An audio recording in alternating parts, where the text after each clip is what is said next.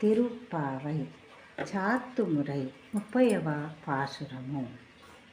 வங்கக்கடல் கடைந்த மாதவன்னை கேசவன்னை திங்கள் திருமுகத்து செய்யிலையரு செய்நிரஞ்சி அங்கப்பறை கொண்டு வார்த்தையனு புதுவை பைங்கமல தண்டீரியல் பட்டாறு பிரான் கோதை சொன்னாம் செங்கத்தமிழ் மாலை முப்பாதும் தப்பாமே இங்கி பரிசுரை பாரீர் இரண்டு மால்வளை தோல் செங்கன் திருமுகத்து செல்வத் திருமாலல் எங்கும் திருவருள் பெற்றும் ఇంబురువా రేంబావాయ్.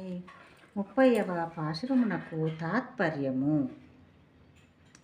ఓడలతో కూడిన క్షీర సముద్రమును మదింపజేసి లక్ష్మీదేవిని పొంది మాధవుడని పిలువబడు వానిని బ్రహ్మ రుద్రాదులకు కూడా తమ తమ పనులయందు నియమించువాడును నగు వానిని రేపల్లెలో చంద్రబింబము వంటి ముఖములు కలిగి అపురూపమైన ఆభరణములను దాల్చిన గోపికలు సమీపించి మంగళము పాడి పరాయను వాద్యమును లోకుల కొరకును భగవద్దాస్యమును తమ కొరకును పొందియున్నారు.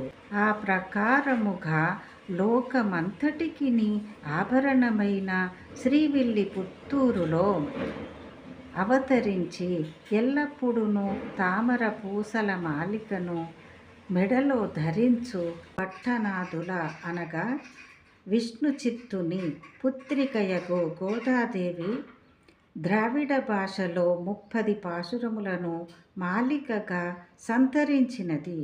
ఈ 30 పాశురములను క్రమముగా తప్పక చదువువారు గోపికలు శ్రీకృష్ణుని నుండి పొందిన ఫలమును, గోదాదేవి వ్రతమునాచరించి పొందిన ఫలమును కూడా పొందెదరు.